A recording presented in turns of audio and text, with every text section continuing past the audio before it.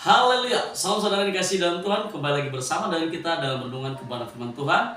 Dan puji Tuhan, kita sudah sampai di tahun 2026. Itu semua karena anugerah daripada Tuhan dan kita bisa melewati tahun 2025. Dan semuanya kita dalam keadaan sehat dan sukacita. Dan saudara yang dikasih dalam Tuhan, pada kesempatan kali ini kita belajar merenungkan firman Tuhan. Dan saya tidak sendiri, saya bersama dengan senior saya. Beliau adalah Harlen Pasaribu. Ya, saudara yang dikasih dalam Tuhan, kita akan belajar bersama-sama merenungkan firman Tuhan dalam kitab Perjanjian Baru, dan nanti kita akan dibantu oleh abang kita ini untuk boleh menjelaskan kepada kita renungan yang kita pelajari pada kesempatan kali ini. Mari teman-teman semua kita beranjak kepada firman Tuhan Perjanjian Baru, Filipi pasal 3 ayat 13. Ya, kita akan baca bersama-sama. Filipi pasal 3 ayat 13 berkata demikian. Saudara-saudara, aku sendiri tidak menganggap bahwa aku telah menangkapnya, tetapi ini yang kulakukan. Aku melupakan apa yang telah di belakangku dan mengarahkan diri kepada apa yang di hadapanku, dan berlari-lari kepada tujuan untuk memperoleh hadiah, yaitu panggilan surgawi dari Allah dalam Kristus Yesus. Luar biasa firman Tuhan ini. Nah, kita akan bertanya untuk perenungan ini pada Bang kita. Jadi pertanyaan ini Bang, ini firman Tuhan yang sangat menarik, yaitu di mana berbicara tentang masa lalu dan juga sesuatu yang ada di depan.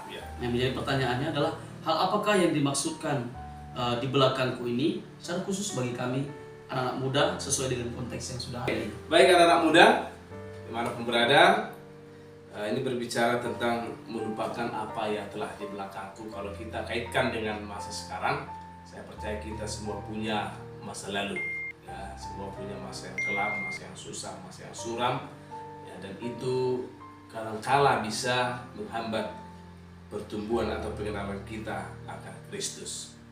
Jadi artinya ada banyak orang terjebak di dalam masa lalu sehingga tidak bisa move on ya untuk masa depan. Dia hanya berfokus di situ saja. Betul. Iya. Oke, luar biasa. Jadi kita harus melupakan masa lalu supaya kita bisa bergerak kepada sesuatu yang baru di depan ya, sesuai dengan apa yang sudah kita rindu-rindukan ya. Ya. Dan yang kedua itu, jadi untuk hal itu Bang, supaya kita bisa mencapai sesuatu yang baru, lebih yakin lagi ke depan, apa yang harus kita lakukan untuk bisa kita memperoleh itu secara khusus anak muda ini.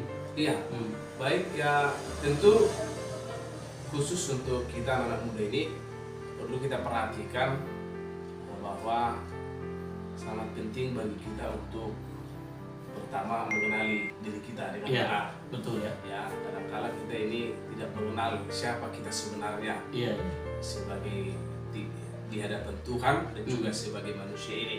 Yang berikutnya juga tentu perlu kita memahami apa sebenarnya menjadi kelebihan kita, apa menjadi kekurangan kita, kita gali potensi apa yang bisa kita kerjakan untuk Tuhan.